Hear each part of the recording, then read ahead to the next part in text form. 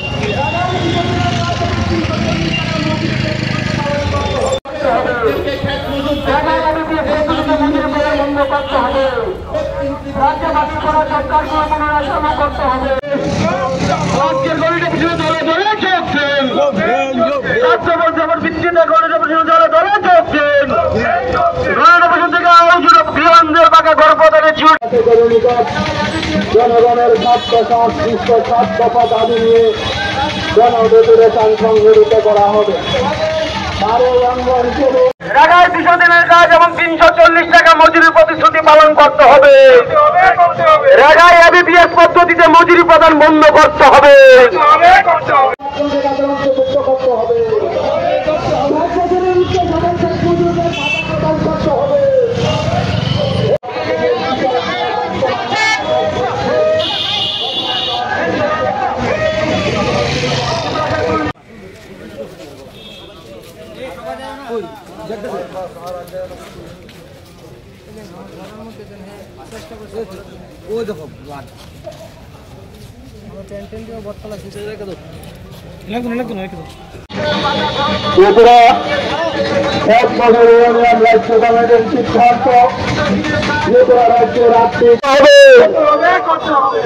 প্রকল্পে তাদের দিন ও দৈনিক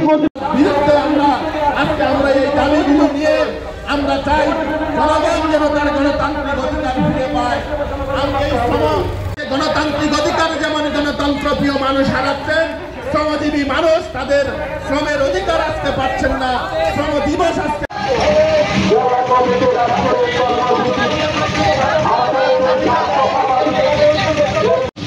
রাজ্য পরিষদ জনজীবনের আশু আদায়যোগ্য 7 দফা দাবিতে রাজ্যের 8টি জেলা শাসকের কাছে গণ ডেপুটেশন সংগঠিত করার সিদ্ধান্ত গ্রহণ করে 28, 29 এবং 30 অক্টোবর রাজ্যের 8টি জেলায় আমরা মাস ডেপুটেশন সংগঠনের পক্ষ থেকে সংগঠিত করছি।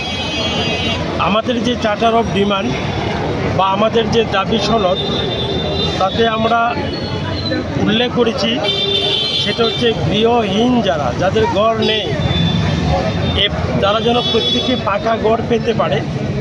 তার জন্য যারা জিও ট্যাগিংয়ের সঙ্গে যুক্ত তাদের নিরপেক্ষ দৃষ্টিভঙ্গি, নিরপেক্ষ ভূমিকা আমরা প্রত্যাশা করি।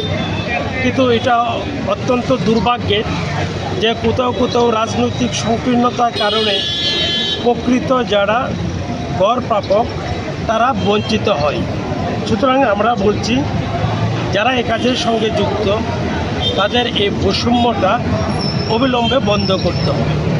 দ্বিতীয় আমাদের দাবি হচ্ছে জায়গাতে 200 দিনের কাজ আর দৈনিক মজুরি 340 টাকা করতে হবে। এই 340 টাকা করতে হবে এটা আমাদের ছিল না। আমাদের সর্বভারতীয় স্তরে আমাদের ডিমান্ড হচ্ছে 600 টাকা। কিন্তু 2018 সালে বিজেপি যখন তার নির্বাচনী ইস্তাহার বা ভীষণ ডকুমেন্ট প্রকাশ করে তখন যে 299টি প্রতিশ্রুতি ওরা দিয়েছিল, তাতে অন্যতম প্রতিশ্রুতি ছিল যে রেগা শ্রমিকদের জন্য 200 দিনের কাজ, দৈনিক মজুরি 340 টাকা করতে হবে। বা করবে তারা, কিন্তু দেখা যায় আজকে 7.5 বছর এই 340 টাকা আর করতে পারল না। এই যে মিথ্যা প্রতিশ্রুতি ওরা দিয়ে জনগণকে বিভ্রান্ত করেছিল, তার প্রতিবাদে আমরা সরকারের কাছে এটা উল্লেখ করব বা সরকারের দৃষ্টিতে নিয়ে যাব যে আপনারা যে প্রতিশ্রুতি দিয়েছিলেন 340 টাকা দৈনিক মজুরি করবেন, এটা অবিলম্বে করতে হবে। আর 3 নম্বর হচ্ছে ABPS পদ্ধতি, এটা আপনারা অনেকেই জানেন, কেন্দ্রীয় সরকার এটা চালু করেছে। জব কার্ডের সঙ্গে অ্যাকাউন্টের সঙ্গে আধারকে লিঙ্ক করে, তাতে দেখা গেল গোটা দেশে প্রায় 6 কোটি জব কার্ড বাতিল হল। আমাদের রাজ্যে বাতিল হলো প্রায় 1 লক্ষের কাছাকাছি। আমরা বলছি যে এই ABPS পদ্ধতিতে মজুরি প্রদানটা বন্ধ করতে হবে। আর রাজ্যে বাতিল হওয়া যে জব কার্ডগুলি, এই জব কার্ডগুলো অবিলম্বে চালু করতে হবে। আমরা যারা শহরে বসবাস করি, আপনারা অনেকেই জানেন যে রাজ্যের বামফ্রন্ট সরকার যখন ক্ষমতায় ছিল, তাদের সীমাবদ্ধ আর্থিক ক্ষমতার মধ্যে দাঁড়িয়ে শহরে যারা গরিব শ্রমজীবী অংশের মানুষ, অর্থনৈতিক দিক থেকে যারা দুর্বল, তাদের জন্য টুয়েপ প্রকল্প চালু করেছিল। কিন্তু দেখা যায় এখন টুয়েপে সেখানে আগরতলা পৌর নিগম সেভাবে কাজ দিতে পারছে না। এখন দেখা যায় বছরে 28-29 দিনের বেশি কাজ হয় না। সুতরাং আমরা এটাও সরকারের দৃষ্টিতে নিয়ে যেতে চাই।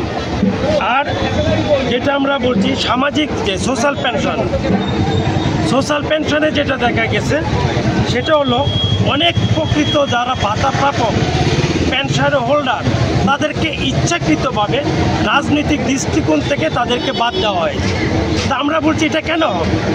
গরিব সে প্রকৃত অর্থে ভাতা প্রাপক, কেন সে বঞ্চিত হবে? আমরা সরকারকে বলবো যে তাদেরকে অবিলম্বে যাদেরকে বাদ দেওয়া হয়েছে তাদেরকে অন্তর্ভুক্ত করতে হবে।